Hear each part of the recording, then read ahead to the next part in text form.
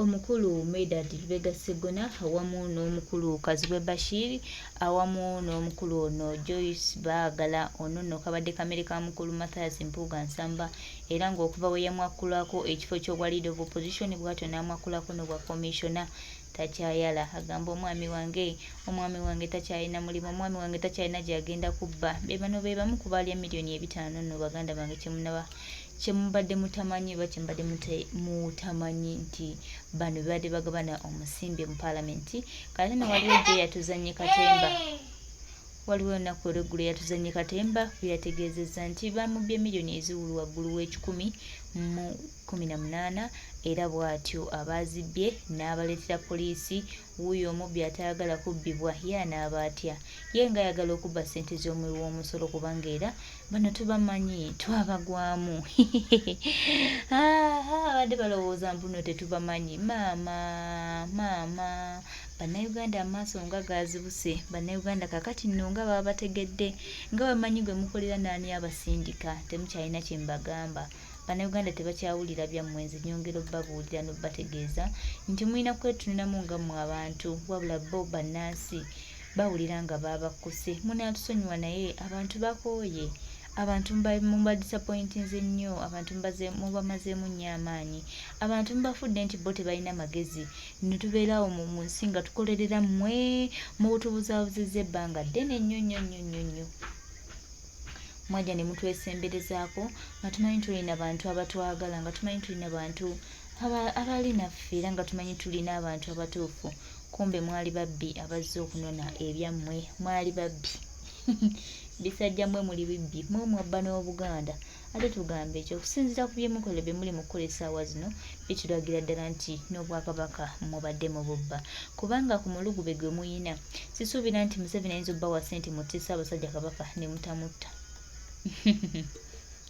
baganda bange muganda wange ffe tetukyali mu bintu bya katemba era yonna ayagala okukola katemba ojja kunoonya gy'omukolera naye mu National Platform temuli katemba ate tubagamba nti tusimbudde ate tukyasimbulira ddala yenna awulira nga olina engeri gy'okwagala mu ebintu byonna bikyuke bulungi bitambule nga weebibala beera wa mazima beera ku mazima nga His Excellency Kyagulanyi Ssentamu Robert Bobi Wine kyakugamba talina akuwadde eddate n'omu atambulira ku mazima ate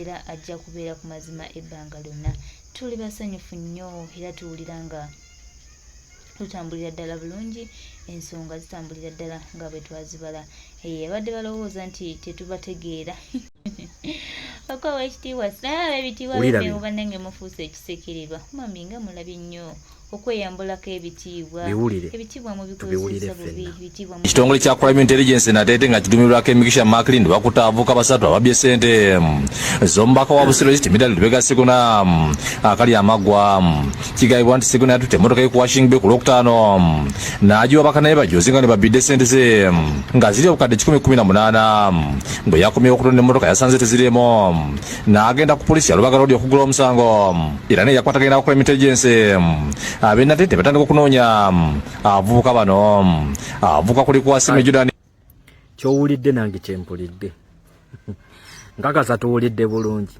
miliyoni wazinda aba 10,18 zabbiddwa kwani tezabbiddwa ku muntu wa bulijjo zabbiddwa ku mubaka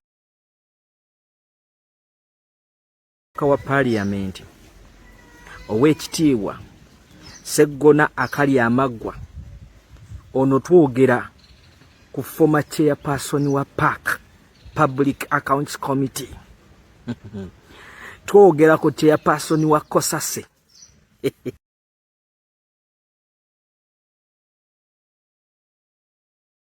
ulira bino biwulire tubiwulire ffenna Ekitongole kya Crime Intelligence nate nga kidumirwako Emikisha Macklin bakuta avuka basatu ababye ssente z'omubaka wa Busiro East Midali Lubega Segona akali amagwa kigayibwa nti Segona yatutte emmotoka ye ku Washing Bay ku Lwokutaano n'agiwa bakanaye bajozi nga ne babidde ssente ze nga ziri obukadde 118 bwe yakomyewo okutonda emmotoka yasanze tezirimo n'agenda ku poliisi ya Lubaga Road okugula omusango era ne yakwatagana ku Crime Intelligence ab'enate tebatandika okunoonya avubuka bano avuka kuli kwasime Judani kyowulidde nange kyempulidde nkakasa tuwulidde bulungi miliyoni wazinda aba 118 zabbiddwa kwani tezabbiddwa ku muntu wa bulijjo zabbiddwa ku mubaka wa parliament ow'ekitiibwa Segona akali amaggwa ono twogera ku former chairperson wa PAC Public Accounts Committee twogera ku chairperson wa Kosase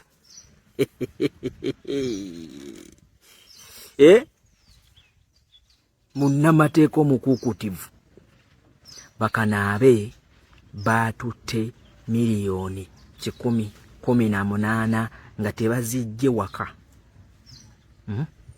zino nga bazijje mu mmotoka ndi yabadde atutte ku Washing Bay eyozebwe oba elongoosebwe. Waliwo ngambye nuwa mutwe yo diversion ne mubuza diversion kuki ku treasurer wa NRM Nekesa Oundo eyayingirirwa abakuumi be ne batwala ensimbi za Uganda eziri eyo mu buwumbi n'obuwumbi ne kakati ongambo wa opposition atula kachiko ka parliament akalondoola ebitongole bya government n'ensaasaanya yabyo ongambe nneme kwogera ku nsonga nti miliyoni 118 zasangiddwa mu mmotoka ye. Kino tekyandibadde na topic of discussion era kyandibadde diversion singa kyabadde ku muntu wa bulijjo. Naye kati look ensonga endala yino ow'ekitiibwa ono Medard Segona y'omukale yezinza okulabika ng'ezitali ssente nnyingi kubanga era yayogerako nti miliyoni 5 ow'ekitiibwa munne empuga ze yatwala si ssente ntono nnyo. Kati nze wembuuliza ku Nekesa twakuba omudomo wano nga temwatugamba nti diversion. Kati no diversion ekujja ku kinga Segona wanu ye kennyini yabadde aganye poliisi okupublishinga oba okuteeka ensonga eno mu mawulire. Sooka weebuuze lwaki yabadde aganye poliisi okuteeka ensonga eno mu mawulire lwa nsonga naye akimanyi kikyamu teyabaddeko kikyamu si kituufu.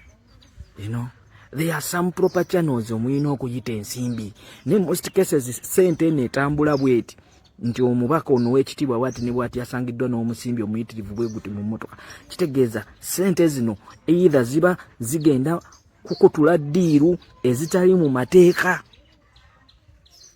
Tugambe nti Segona yabadde ayina guno gwabadde munyago oba guno gwabadde musimbi nga gulina ddiiru nga gugenda kumaliriza ddiiru emu nga gulina kuweebwayo mu mpeke. Kino kituleetera ebibuuzo bingi nnyo nti abakulembeze bwe bati si bwe bandibadde batambuzaamu ssente. Kumanyi kyekitegeeza omubaka chairperson wa Kosase ogamba nti emmotoka ye bakanaabe bagibyemu miliyoni 118. Okisanga Uganda wano wokka togenda kukisanga mu nsi ndala nti minisita emmotoka ye bagisanzeemu ssente bweti ne bwe wano Uganda wokka wogenda okukisanga. Ng'era mugamba tetwogera ku kino guno gwabadde munyago. Nze mugenda kunyiga naye mbabuulira ekituufu. Guno gwabadde munyago era eno ssente yabadde byegenda okukola byonna nga tebiri mu mateeka. Tikyobola nawe kuva kufuna salary waliwo proper channels naddala abakungu ba gavumenti oba abakulembeze abali mu public offices waliwo channels ssente ezo kwe ziyita. Ssente yonna eyita mu matanka ne bweti nti oli atambula ne add cash nga muntu a holding a public office wabawo ekitali kituufu. beba bebitibwa byaffe munaye munnamateeka naye omuntu omu Chief Justice w'eggwanga zino Owini Dole yagenda n'agamba if you steal from a thief you're not a thief. Kakati naawe bano abaana bakanaabe abaatutte ssente zino ne fakiti tebabbye kubanga baatutte munyago kubanga ssente zino nazo gwabadde munyago kuba ssente eri mu mateeka essente eyita mu mikono emituufu naye okutugamba nti omubaka wa Nuupu atula kakiiko ka Kosase mu mmotoka ye babyemu miliyoni 18 emabegako Nekesa Owundo treasurer wa NRM bamubba biliyoni ezisoba mu 2 ewaka atakuuma mpeera abankuumire ab'ebitiibwa munnaye mwebale era mbalamusizzaako.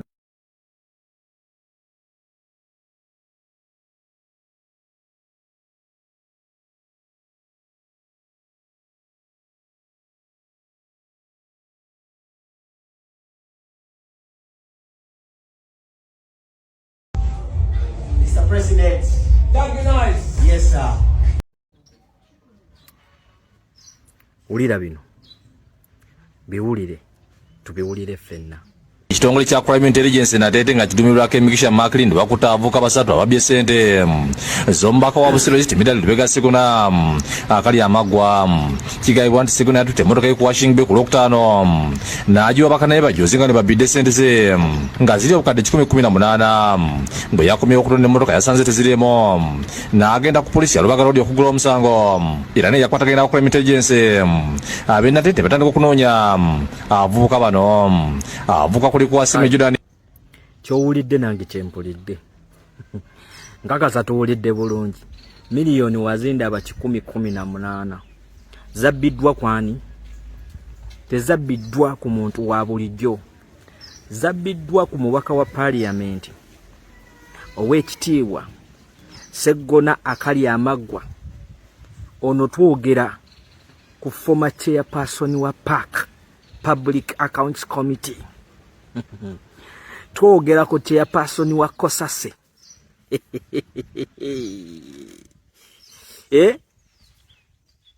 munnamateeka omukukutivu bakanaabe baatutte miliyoni 18 nga tebazijje waka zino nga bazijje mu mmotoka ndi yabadde atutte ku Washing Bay eyozebwe oba elongoosebwe. Waliwo ngambye nuwa mutwe yo diversion ne mubuza diversion kuki ku treasurer wa NRM Nekesa Owundo eyayingirirwa abakuumi be ne batwala ensimbi za Uganda eziri eyo mu buwumbi n'obuwumbi ne kakati ongambo wa opposition atula kakiiko ka parliament akalondoola ebitongole bya gavumenti n'ensaasaanya yaabyo ongambye nneme kwongera ku nsonga nti miliyoni 18 zasangiddwa mu mmotoka ye. Kino tekyandibadde na topic of discussion era kyandibadde diversion singa kyabadde ku muntu wa bulijjo. Naye kati look ensonga endala yino ow'ekitiibwa ono Medard Sseggona oyo omukale yeziyinza okulabika ng'ezitali ssente nnyingi kubanga era yayogerako nti miliyoni 5 ow'ekitiibwa munne empuga ze yatwala si ssente ntono nnyo. Kati nze wembuuliza ku Nekesa twakuba omudomo wano nga temwatugamba nti diversion kati no diversion ekujja ku kinga Sseggona wanu ye kennyini yabadde aganye poliisi okupublishinga oba okuteeka ensonga eno mu mawulire. Sooka weebuuze lwaki yabadde aganye poliisi okuteeka ensonga eno mu mawulire lwa nsonga naye akimanyi kikyamu kyeyabaddeko kikyamu si kituufu. There are some proper channels omuyina okuyita ensimbi ne most cases sente eno etambula bweti nti omubaka ono w'ekitiibwa bwati ne bwati yasangiddwa n'omusimbi omuyitirivu bwe guti mu mmotoka kitegeeza sente zino either ziba zigenda kukutula ddiiru ezitali mu mateeka. Tugambe nti Sseggona yabadde ayina guno gwabadde munyago oba guno gwabadde musimbi nga gulina ddiiru nga gugenda kumaliriza ddiiru emu nga gulina kuweebwayo mu mpeke. Kino kituleetera ebibuuzo bingi nnyo eno nti abakulembeze bwe bati si bwe bandibadde batambuzaamu ssente. Kumanyi tekitegeeza omubaka chairperson wa Kosase ogamba nti emmotoka ye bakanaabe bagibyemu miliyoni 18. Okisanga Uganda wano wokka, togenda kukisanga mu nsi ndala nti minisita emmotoka ye bagisanzeemu ssente bweti ne bwe. Wano Uganda wokka wogenda okukisanga. Ng'era mugamba tetwogera ku kino. Guno gwabadde munyago. Nze mugenda kunyiga ne mbabulira ekituufu. Guno gwabadde munyago era eno ssente yabadde byegenda okukola byonna nga tebiri mu mateeka. Ekyobola n'okuva kufuna salary waliwo proper channels naddala abakungu ba gavumenti oba abakulembeze abali mu public offices, waliwo channels ssente ezo kwe ziyita. Ssente yonna eyita mu matanka ne bweti nti oli atambula ne add cash nga muntu holding a public office wabawo ekitali kituufu. Beba ab'ebitiibwa byaffe munnaye munnamateeka. Naye omuntu omu Chief Justice w'eggwanga zino Owini Dole yagenda n'agamba, if you steal from a thief you're not a thief. Kakati naawe bano abaana bakanaabe abaatutte ssente zino ne fakiti tebabbye kubanga baatutte munyago, kubanga ssente zino nazo gwabadde munyago kuba ssente eri mu mateeka, essente eyita mu mikono emituufu. Naye okutugamba nti omubaka wa Nuupu atula kakiiko ka Kosase mu mmotoka ye babyemu miliyoni 18 emabegako Nekesa Owundo treasurer wa NRM bamubba biliyoni ezisoba mu 2 ewaka. Atakuuma mpeera abankuumire ab'ebitiibwa munnaye mwebale era mbalamusizzaako.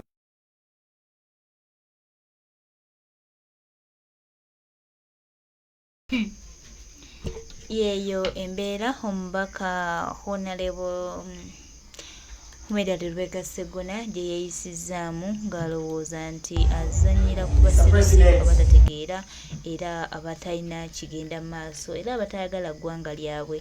Baganda bange, mikwano gyange, ffe tulaba kati eggwanga liraba, ensi eraba, ebintu byonna tubikola naye buli kimu kigenda ku likodi.